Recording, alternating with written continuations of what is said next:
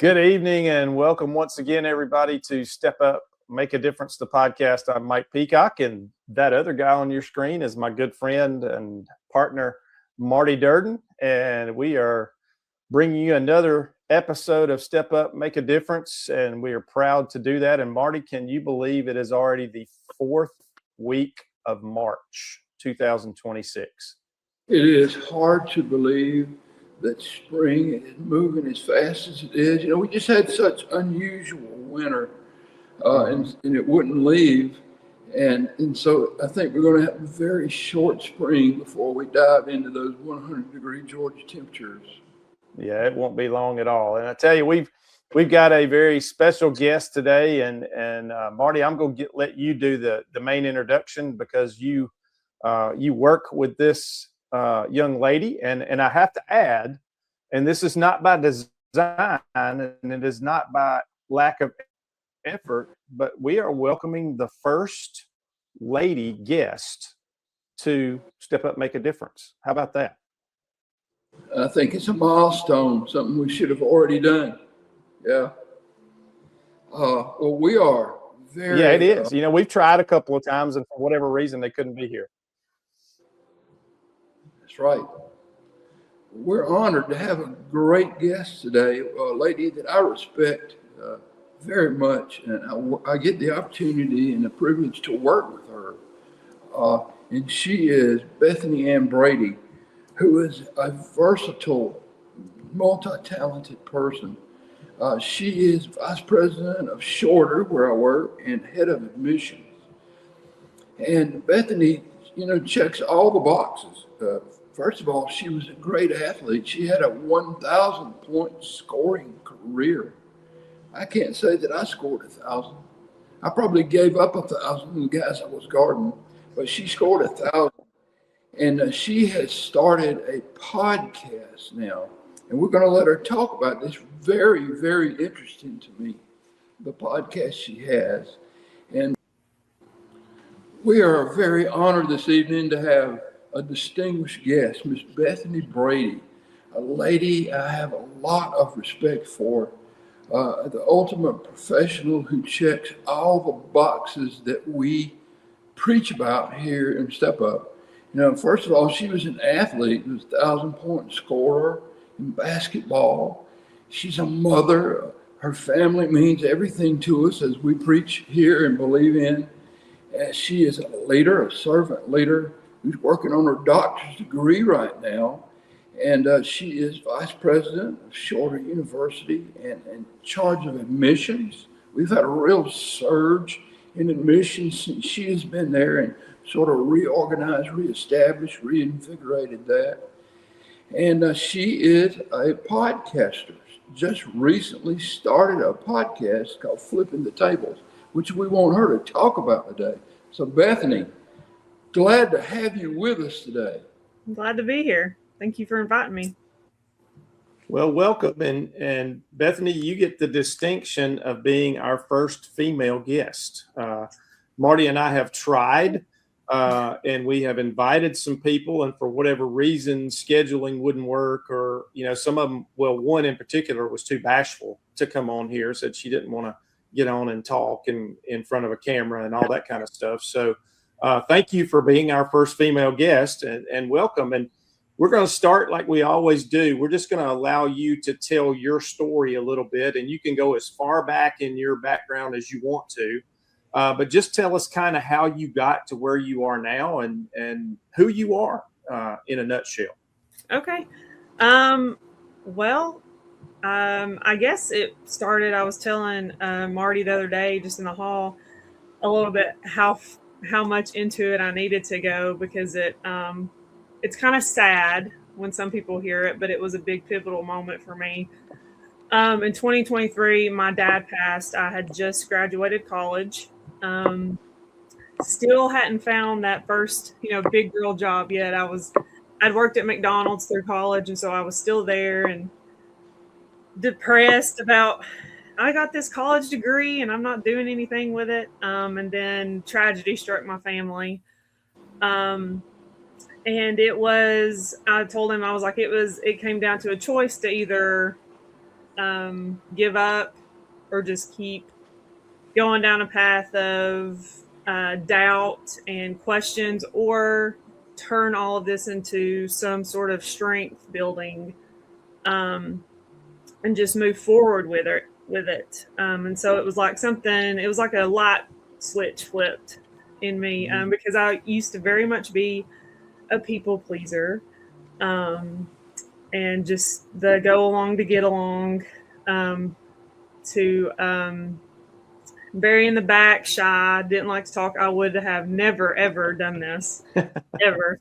Um, and so, like I said, it was just like something switched in me, and it wasn't that quick. There was a few years there I was very, very angry, angry at family, angry at God, because why would He take my dad?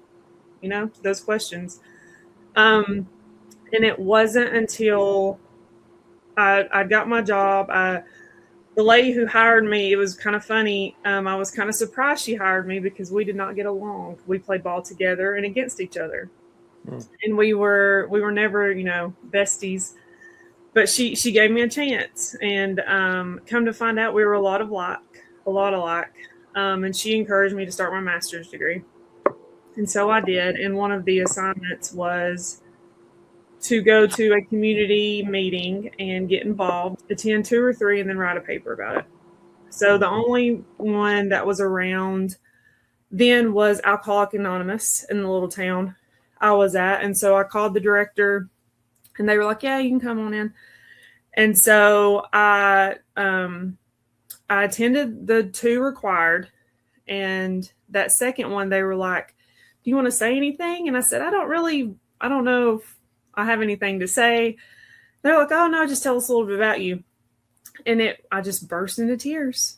And I was like, well, I am dealing with something. And so I just talked about the loss of my dad, and it was very, very odd from the outside looking in. But I ended up attending those AA meetings for, gosh, I don't know, 6 months, 7 months, on a regular basis. And while they were talking through their battles with the alcoholism and things that they were going through, I talked about my battle with anger and grief, and we all healed together. And it's very, like I said, a very odd story when I usually share, because when I left, when we moved to Georgia, they gave me the Alcoholic Anonymous 12-step book, and I carried it around with me as a reminder of where I came from and how these people who just took me in, they didn't have to do that, because I was an alcoholic. I didn't really, not your normal attendee, but they still took me in and allowed me to be vulnerable. And they taught me how to share and listen, and to really listen, not just listen to speak, but listen to learn and to understand, and to grow and to forgive, and to use that. And it was so odd. I received my most encouragement from people who are battling addiction. And so I don't take that for granted, that they pushed me forward. So all of that gave me encouragement to work through that anger, and just little by little, I could see the change. I always joke that my husband is a saint for sticking with me through all of that. And so 10 years, actually this month, we moved to Georgia, and I started at Shorter University as the assistant director of admissions from 2016 to 2018. I left in 2018 after having my daughter. Due to just the traveling, I wanted to back off on that. And I was also full-time caregiver for my grandmother. So I did a few different jobs there, worked with the city of Adairsville, doing some marketing and events. And then in 2021, some things happened, and I kind of just had to make a moral decision. And so I did, and I was terrified, but I knew it was what I needed to do. And it wasn't 12 hours, I got a phone call from a friend that said that they were hiring for a position at Shorter, and I had sworn off higher education. I was like, I'm not doing it. I'm not going back. But sure enough, God had other plans. And so in 2021, I ended up back at Shorter as a university registrar. And it was probably, I still was questioning why I was back there, because I wasn't understanding his plan, which most of the time we don't. And Yes. yeah. And so it wasn't until that first student come into my office that needed some guidance. And I actually talked about him on my podcast of how I ended up even getting to my love leadership, because he was, I mean, honestly, he was a punk. And I was like, I'm not going to deal with this. And it was something inside of me just shifted and was like, he needs your help. And so we sat down. We had some really, really tough, hard conversations. We laid out some boundaries. And instead of making him meet expectations that I thought he needed to do, I met him where he was at and gave him expectations as he met new ones. And then we just kept on until he reached his goals. I never tried to force him or speed him up, just walked alongside with him. Mm-hmm. That was when I was like, this is why I'm here. Because it was like I could connect with him and give the tough love that was necessary. It's funny because I mentioned before how I was kind of angry and I was mean. And now how that's kind of channeled into a positive thing where I can establish tough love and boundaries without being angry and being mean, and use it to for not my growth, but for others to grow, and just lay those boundaries. So that's when I realized kind of why I was back at Shorter. And then just little by little, I started taking opportunities. And I had a fantastic boss, Dr. John Reams, who I now am a counterpart with, which is cool. I never thought I would be working side by side with someone who hired me, but it's a really cool experience. They keep encouraging me. And so that's kind of how I got here. They're the ones that pushed me to start my doctorate, because I never once in a million years thought I would do that. My dad had only gotten an associate's degree, so it was just a miracle that I even got a bachelor's and a master's. So a doctorate was just never heard of. But they pushed me to start. And sorry if I'm rambling, or am I doing what you're fine. Yeah, you're doing great. You're doing great. Okay. And so I started the program, and the first class was leaders and followers. And I was like, I've never really heard that, followership. And so I really dove into that. And then my next class was the theories of leadership. And there was 4 or 5 main ones: the authentic, transformational, transactional, and servant leadership, and adaptive that we talked about. So 5. And I was reading through them, and I had always pinpointed myself as somewhere in between authentic and servant leadership. And I was just like, but I don't think I really identify with any of them. Mm-hmm. And so I just kept reading more scripture with the leadership theories. And I was like, I don't think Jesus identified with any of them. And I was like, he identified with love, through love. And I was like, why is love tucked in under all of these other leadership theories when it really should be on top of them? And then we use that love to, like I did with Devon, that student, meet these people where they are, because some people work better transactionally. They're better with adaptive. They're better authentically. They're better with servant. And I think if you just start out with love at the core and the foundation, then you're able to identify, build those relationships, have those communications with those people. Because sometimes it takes longer than, hey, how you doing, to get to know somebody. Mm-hmm. So then that you can accurately lead them. because I mean, the Bible tells us one of the main core scriptures that I use for my podcast. I wrote it down over here. It's James 3:1. Not many should become teachers, my brothers, because you know that you will receive stricter judgment. And I mean, teachers, leaders, that's terrifying. So I'm in this leadership position. I'm going to do the best I can do because I mean that it's in the Bible. So I mean, and so that's kind of how I've got to my theory and led to the podcast. My chair and I talked about how we were going to do this thing, and he was like, "You should write a book." And I said, "I don't want to write a book. I'm not a huge fan of reading books all the way through. I kind of just pinpoint and skim and highlight and then move on to the next one." And I said, I kind of feel hypocritical writing a book if I don't read them all. And so I was like, we went back and forth, and he was like, well, no one's ever done a podcast. And I said, well, I absolutely don't like talking in front of people either. And he said, well, you're going to have to do something. And so we agreed on the podcast. And so it's an audio only podcast just because I have a hectic life, husband, 2 kids, I caregiver for my mom. And so it's easier with audio. I can kind of do it wherever I'm at. And so it started 3 weeks ago. I think the 3rd episode released this last Wednesday. And so they're going to release every Wednesday through July for the first season. And that's kind of the doctoral project in a nutshell.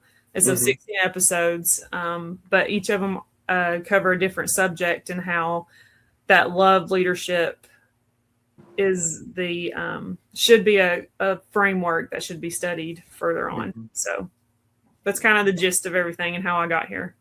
Well, cool. And that is pretty cool that you've connected love to every type of leadership. You might be the first person I've ever heard come up with that concept, but when you think about it, you're really right. Love should be the foundation of every style of leadership, and allowing it to guide you into, each individual situation, how you're going to lead that person or group of people. And makes a lot of sense, doesn't it, Marty? It sure does. There's Dr. Kathleen Patterson at Regent University who helped me a lot with my dissertation. And really, my dissertation got me started in all these things we're doing now. And she says that the first motivation for a servant leader is love. And then it goes in different directions. But you have to come with a motive to help other people because you love them. So love is like the springboard for leadership. If you don't really love people, then why should you feel the need to help them by being a servant leader? So I think you hit it right on the nose. Dr. Patterson is actually the director of my program, and she taught one of my classes. So that's she was my first little nugget of getting on this path too. Dr. Patterson, Kathleen. Yeah. Be sure to tell her that you work with Marty Durden. Okay. She's held my hand for several years. My journey in servant leadership. She is sharp. Yeah. Very, great. very sharp. Well, I got to bring up something because Marty gave a little bit of clue to it in your introduction. You were an athlete growing up, and our podcast, probably 80, Marty, what did you say? 85% of our guests, maybe more, are either in the coaching profession or are directly involved in something to do with athletics, either a leadership role, a support role, something, an athlete. And so talk a little bit about your athletic background and what sports you played and what that meant to you as far as, some of your personal development going up and getting through school and things like that. But talk about athletics and how important that was in your life. Yeah. Well, I started out as a softball player. And when I got to the fast pitch and I saw that first pitch come across my kneecaps, I was like, no, sir. And so, no, I started, so kindergarten through fifth grade, I was in a private school. We didn't have sports going on. And so I transferred to public school in sixth grade. And that was the first time I ever played competitive basketball.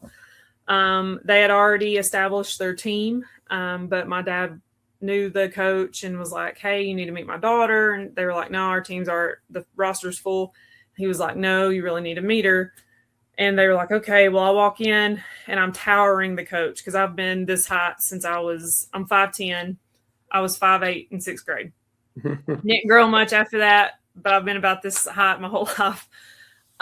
And she was like, I think we can find a spot for you. And so she put me on the team. I was terrible because it was my first time playing competitive. I mean, it was like learning all the rules where everybody else had learned it 5 years before me.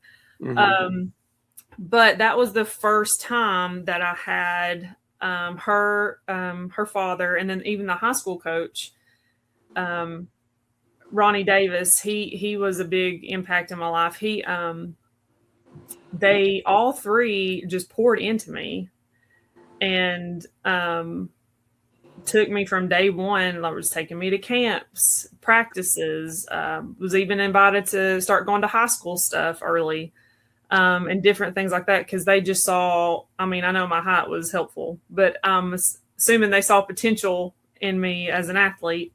And so I didn't notice it then, but looking back now that I'm a leader, they put their time and effort into developing me as a player. And then I started playing travel ball, AAU, and that's when I met Jack Brownfield. He was probably the first coach that taught me there's more to sports than coaching and playing. It wasn't just that. Like, he cared about our life. He cared about our grades. He cared about what was going on in our lives. And I mean, he was one of the first people I called when my dad passed, and we're still connected. We're family. And that was the first time that was identified to me, that you don't just have to, run down sprints for everybody. Like, don't miss those 2-footers, like, how's it going? How's your life? How's your grades? How's your mom? How's your dad? Just really get to know you. And looking back now, comparing that to the Love Leadership, he took time to get to know each and every one of us to learn how to coach us. And so it's funny how it all kind of pieces together. When I look back, I'm like, oh, that makes a lot of sense. And so I played for him all through high school, and got a scholarship to Hiwassee College, played there for 4 years, did score 1,000 points, had about 750 rebounds for my career there. And then upon graduation, he took the head women's basketball coach position, and then asked me to be his assistant women's coach. So that was a real fun experience, going from playing for him to coaching with him. And all of that happened at the same time. It's funny, when my dad passed, that college experience of me getting to coach with him too. It was funny, like, God had already placed him in my life to be there when that happened. So after coaching there from 2013 to 2016, we moved to Georgia.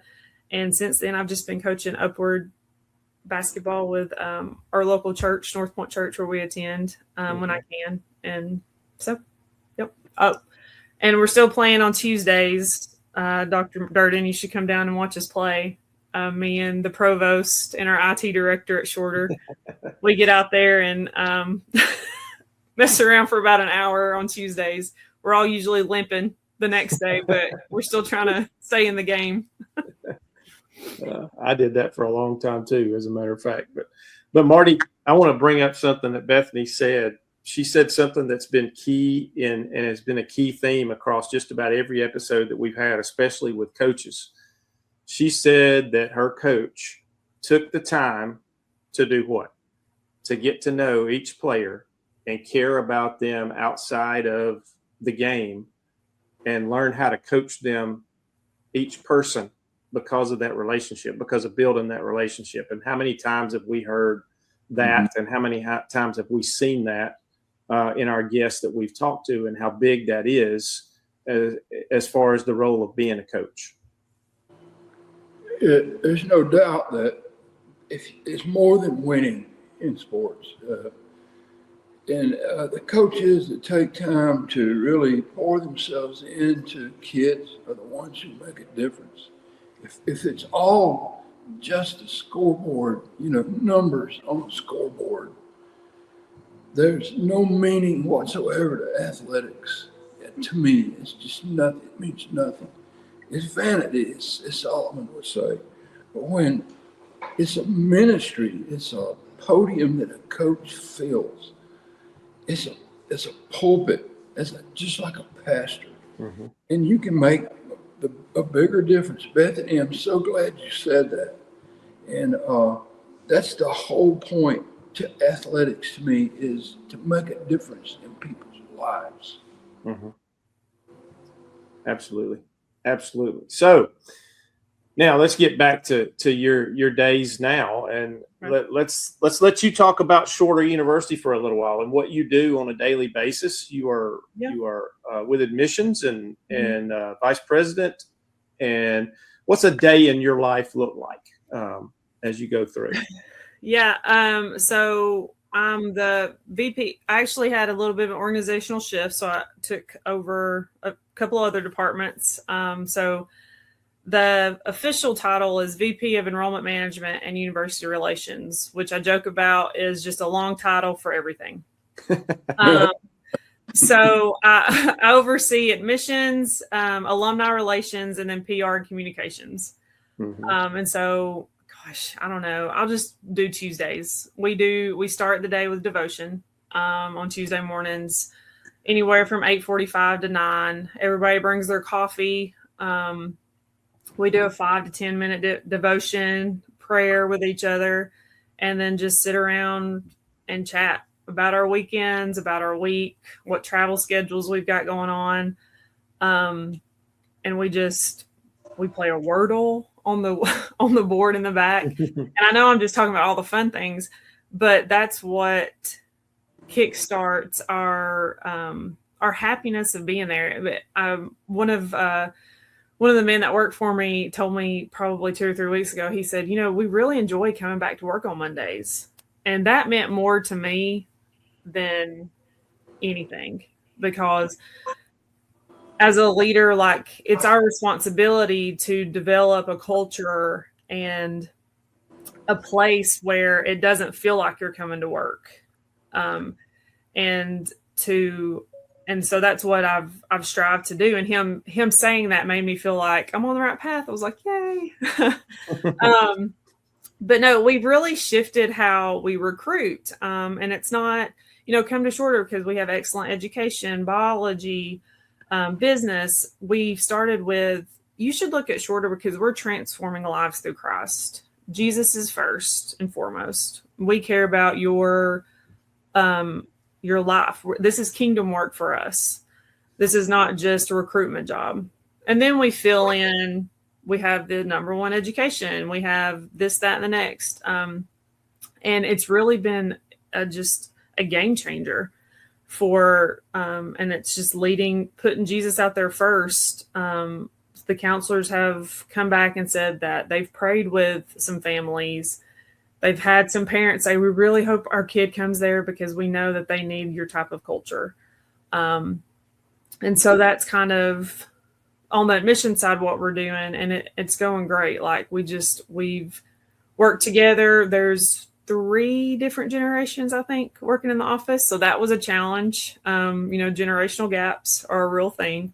And so working through that, getting everybody on the same page, that we communicate together, that really just shifted that into a positive way for recruitment.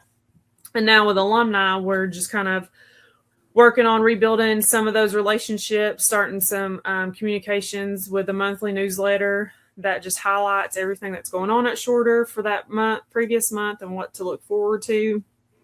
We're in the midst of launching a new website, which will really help all of that across the board. And then with PR and communication, we're just trying to get Shorter out there, because I think some people forget about us up on the hill. But we are still here, and we are thriving, and we're moving forward for Jesus. Because I tell people all the time, like, that is my ministry. Like, the recruitment, the lives, the students, the people that I have the opportunity to lead, that's my ministry, and I don't take that for granted. And so we just pour our all into it every day. So it makes it fun. It's not like it's a job, I guess. Mm-hmm. So, cool. Yeah. I know you're very helpful to me. Now that I'm the golf coach, I'm recruiting everybody. And my life is, I don't know what I'm doing in anything else, podcast, or as a teacher, as a coach, but I'm surrounded by people who seem to always help me out, Yeah. And so you guys have been tremendous help to me, and all the other coaches feel the same way. Good. Make a big difference. Yeah.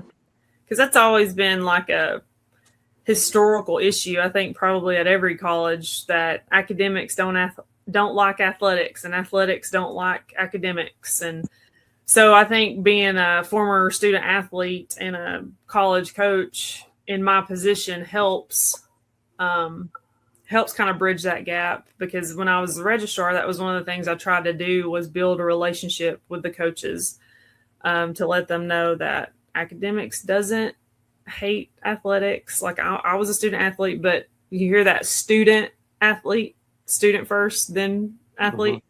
And so that's kind of what my message was to them all the time. I was like, let us help them be students, and then you help them be athletes. And now our new AD, Marty Zeismer, he was a former VP of enrollment too, and now in athletics. So we're really jiving ideas, and we're able to work together because we understand the worlds and how they can work together. So, yeah. So that's really good. Having spent 16 years myself on a college campus working in an athletic department, I know that battle. There's always the battle between academia and athletics. And, I never really understood it, because I was like, you guys it always seems like athletics is looking down their noses. I mean, academics is looking down their noses at athletics, but the highest GPA in the university is athletes.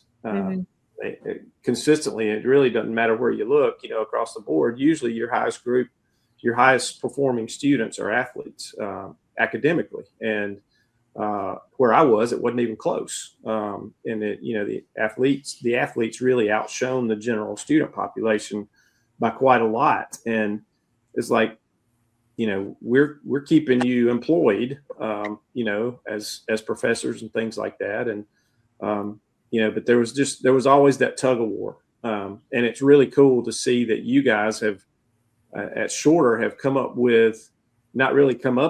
you've landed in a place where you have people who are athletic minded and athletic backgrounded, mixed in with your admissions and your enrollment and your administration, and that you understand the dynamic, and you can navigate those waters a whole lot better than somebody who's never been involved in one side or the other. Most of the time, most campuses, you have people that have been one side or the other, not both. Yeah. And it creates a rift sometimes, and it's really hard to bridge that a lot of times. And you guys sounds like you're doing a really great job of bridging that, and got something really positive going on up on the hill. Yeah. The secret to Shorter, the thing that I like about Shorter that just motivates me every day, is the people on the staff. Now, in my department, sport management, besides the fact that we're number 2 in the nation, and I'm a little bit, I think we should be number 1, because I went to Troy University, and they're number 1. And I know I was there. They're not number 1. I've been in, but besides that fact, it's the people that we work with every day. I'm telling you, you can't replace people who care about others. It's everything. And that's what we have in our department. We get along like a family, and it means everything in the world. And I think that's why we're sailing along and doing so well, because of relationships.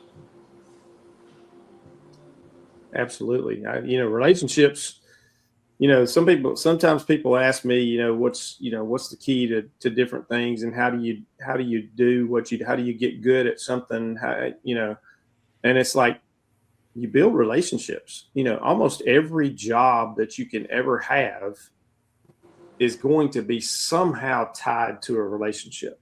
And it is extremely important to know how to build relationships, number one, and then how to maintain relationships, number two, so that it just makes it better all the way through. And it gives you common ground when you build a relationship with somebody and you know a little bit about the situation outside of work or outside of a sport or whatever the case may, outside of a product. If you're in the product industry and you know something about that person and you've got common ground that you can kind of land on, it helps you to then understand each other and understand where the other side's coming from and what's going on, and it allows you to work together a whole lot better. And it just it really makes everything better, and it really does in athletics and coaching, because if you don't build some kind of relationship with your players as a coach, and if you don't build a good relationship amongst your staff, then where is your culture going to be for that sport? And I've seen that. I pay attention quite a lot, and I've seen numerous times where the culture was the culprit when somebody was having a bad year, when somebody was not performing to expectation. A lot of times it was culture, and that goes back to relationships, and that relationship building. And that same thing happens in the corporate world as well. When a business is not performing like it has, and everybody's wondering what has gone on, guess what? There's probably been a culture shift somewhere, and there's been a lack of importance placed on relationships around that line. And I think you're right. And it's the leaders and the coaches' responsibility to kind of pick up on that and start having those conversations. And I think a lot of times, sometimes coaches and leaders, they don't want to because it's hard. Right. And so they're like, well, I'm fine, so it doesn't matter about anything else. I'm fine. Yeah. Until it starts rattling their cage, then they're like, oh, well, maybe I should do something. But then almost by that point, it's kind of too late. So it's good to do. I always tell people, like, do an audit check once a year. So like I meet with we meet all the time, just randomly. Like I leave my door open, people will come in, we'll talk this, that, and the next all the time. But I schedule 30-minute one-on-ones with my people twice a year just to see where they're at and how they're doing. And then I ask them how I'm doing. And I'm like, is there something I'm missing? Have I fell off the track somewhere? And I ask them to be honest with me, because I mean, there are sometimes I'm so busy, I don't know sometimes. So that's one way I try to avoid falling into that negative culture. Yeah, that's I look around a lot, not just at athletic teams and athletic departments, but I look around at businesses, and things change in business all the time, and you can tell when somebody's going through a difficulty with their culture. If there's been a shift in culture, and it's no matter what caused it, whether it was a change in leadership, whether it was somebody who'd been there for a long time has gone and somebody else has moved up and they're a little bit different, whatever it is, a new coach in an athletic department sometimes, or a bunch of new players come in. it takes time, number one, to build that. You can't expect a whole new group of people to come in and have a perfect culture right away. And in this day and time in athletics, especially, it's hard to build a culture because people, there's kind of become this revolving door thing with athletics, with all of the opportunities, I guess you would call them, out there with NIL and all of that stuff, that it's getting harder and harder for coaches to build that culture that they need, and to be that person that those athletes need. It's getting harder and harder for coaches to figure out how to meet the needs of some of these athletes. And it is, I don't envy anybody who's doing it right now, but the ones who are doing it well, you could tell, you can tell right away. The ones who do it well and have learned and have adapted and all of that. And you can also tell the ones that haven't caught up to it yet. And they will, but I guess, and I see your shirt.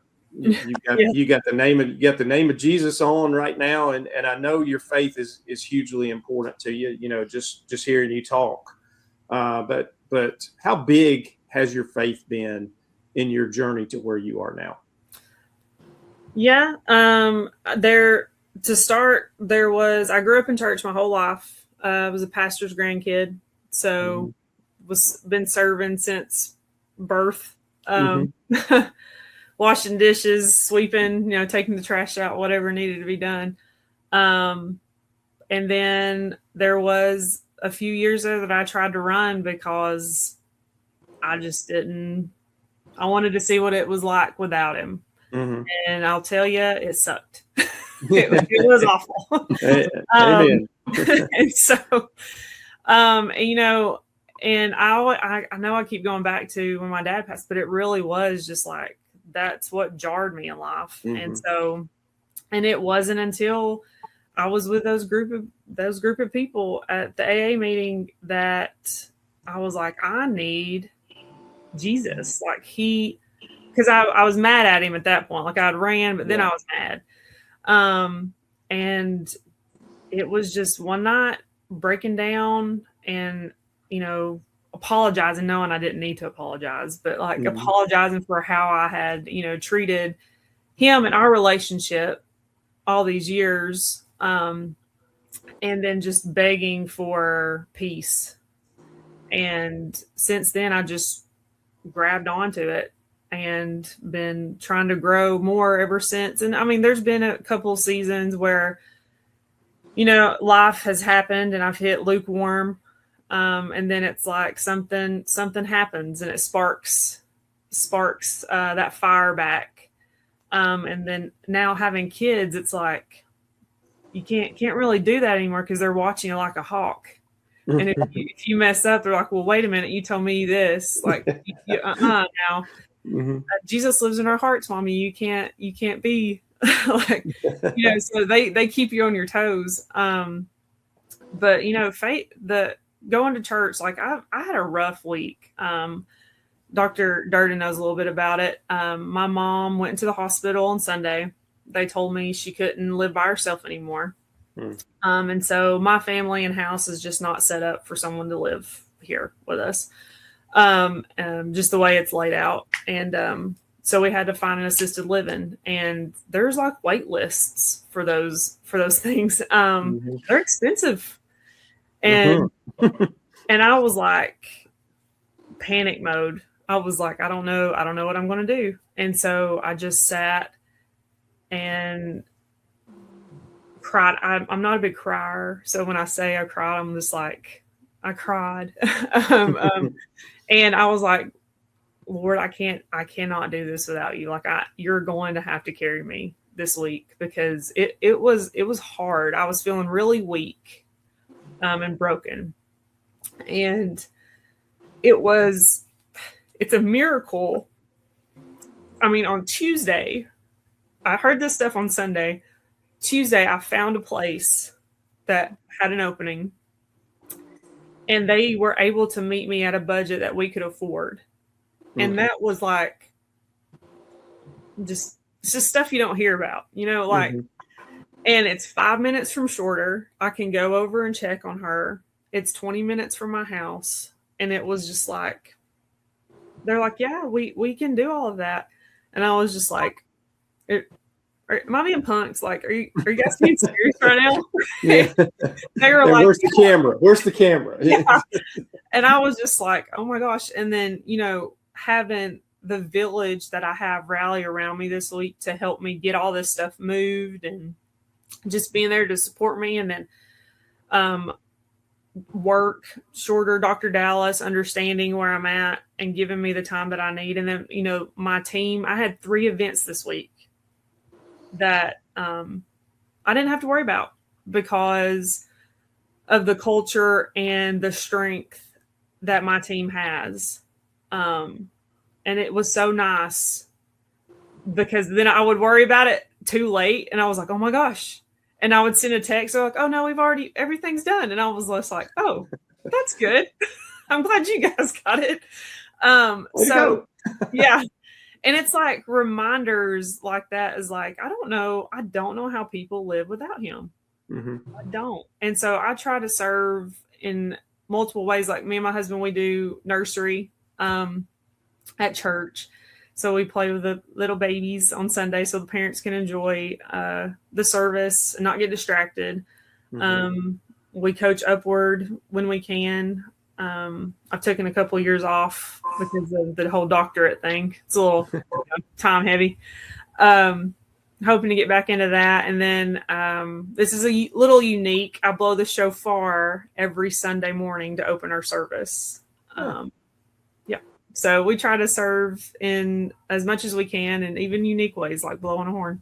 So yeah. But it's interwoven in everything that I do. And so well, that's great to hear. Always there when we need him. Yep. Always. Yeah.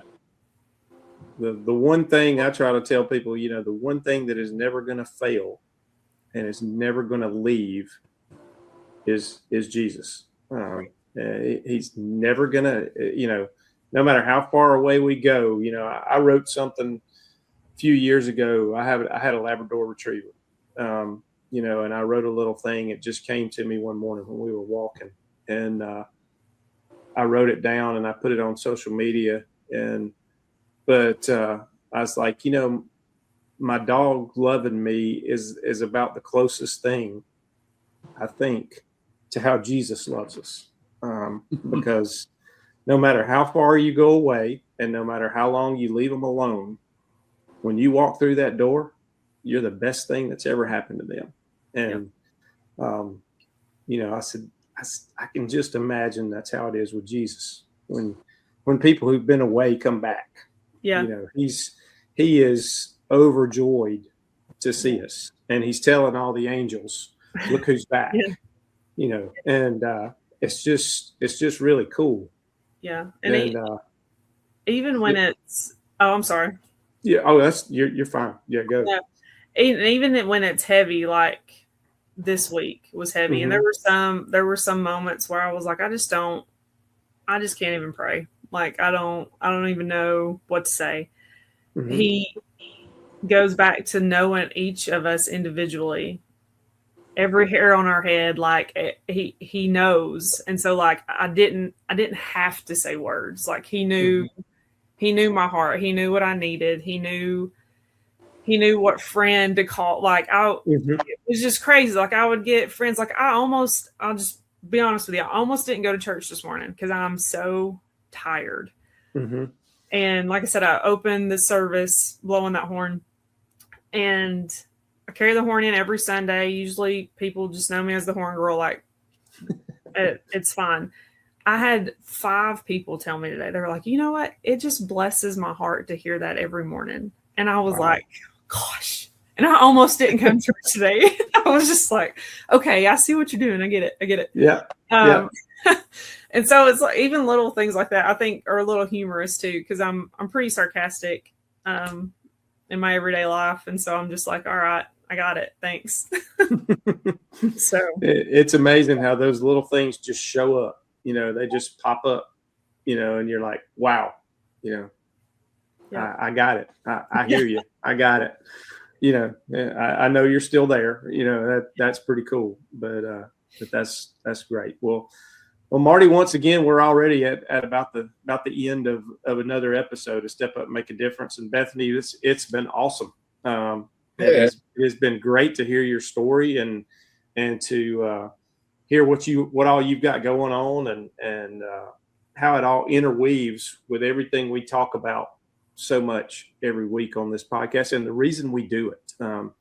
Marty and I started doing this thing to help other folks and to do something positive and to do something that would be of benefit to other people. And hearing everybody's stories and hearing the different aspects and the different ways that things have happened, all interwoven together.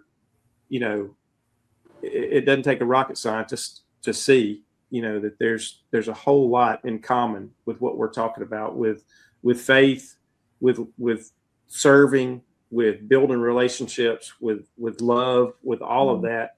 It's a common theme through the whole thing. And that we just appreciate you being here and adding to that, because it has really added a lot to yet another different perspective to what we've been talking about all of this time. And we just really appreciate you being here. Yeah, I really appreciate it. It was a big step out of my comfort zone. So thank y'all for that. Well, you'd never know it. And I tell you, we didn't even give you a whole big chance to talk about your own podcast. You did say that it's part of your doctoral work, and just tell us one thing before we end this podcast. How did you come up with the name Flipping the Tables? Well, I'm fed up with bad leadership and how it affects people, and just seeing how it can drain somebody when someone decides to lead with their ego or fear, or there's narcissistic leadership tendencies out there. And being under all of those in my life, I have the opportunity to be different, and I just thought it was time that somebody flipped the tables of leadership. And that's kind of how I come up with it. It was because, like I said, I'm a little sarcastic and I'm a little, I'm fiery. I've been described a little rough around the edges. So I just thought it kind of fit me and what I'm trying to do. And really just kind of shut that bad leadership down because of how it affects people. And so. Right. That's awesome. That's awesome. Where can people find it if they want to listen to some of your episodes? Yeah. So I posted on my Facebook just so it's easy to find, but it's on YouTube, Spotify, Apple, everywhere you can stream. It's just Flip the Tables. There's a few out there that's like that. So they can look it up by my name, and then Disrupting Leadership with Love and Truth is the tagline. Okay. Well, cool. So there you go. Everybody take a look, take a listen. And, we have certainly enjoyed having you here and hearing a little bit about it. And as we always do, I'm going to ask you one question. Okay. We do this with every guest we have, and we ask them the same question. And you've got a great background, and you've got some diversity in your background a little bit. But if you have a young person come to you, which you do from time to time in your role, and they want advice, just say they're thinking about going into something in a leadership role, whether it be coaching, whether it be corporate leadership, whether it be whatever the case, and they come to you and want some advice on some things that they need to do to get right as they're going into this. What are just a couple of things that you would tell them that they need to nail as they go through? Yeah. Well, staying prayed up is one. Staying linked with Jesus, because having that discernment and wisdom and leadership is just non-negotiable. And know who you are before you start leading. Before you start trying to lead people, know who you are as a person, and know your heart and get your heart straight before you try to start helping others get their heart straight. I think that was probably one of my biggest regrets, was going into coaching before my heart was right. And I learned a lot of lessons from that. And so just know who you are, so you're not responsible for damaging other people. Yeah. So excellent. Yeah. Well, great advice. Great advice. Marty, we've come to the end of another episode. And folks, you can catch us here pretty much every week. And you find us on our Georgia, Alabama Sports Live platform on YouTube, on Facebook. You can also go to our Step Up, Make a Difference, the podcast social media links, Facebook and Instagram. And you can find our episodes linked there when they come out. Sometimes they come out later on Sunday night. Sometimes they come out on Monday. It depends on how much editing has to be done and what the schedules are of our background folks and our support crew that keep this going. But communicate with us. Leave us messages on social media. Send us comments. Share it. Follow us. Encourage other people to follow us, because the more people that see this, the more people can be helped by what we're talking about. And we just always encourage you, because at some point the opportunity is going to present itself. And as we always say every time when we leave this podcast, when that opportunity happens, when that door opens, be willing to step up and make a difference. You'll be glad you did. You'll get more out of it than anybody else will, I promise you, if you just be willing to do that. Just take that step. Good night, everybody. Bethany, again, wonderful to meet you and wonderful to have you on here. And as we say to just about everybody we have on, we're going to have you back again later on down the line for sure. Yeah. And talk some more. But Marty, have a great week, and you're going to be over here where I am next week, I understand. Back in your home stomping grounds as in your role as golf coach. So we're going to try to get together and do something a little different next week, maybe with the podcast. But again, thanks for joining us this week, and we will see you again next week on Step Up, Make a Difference, the podcast. Goodbye, everybody.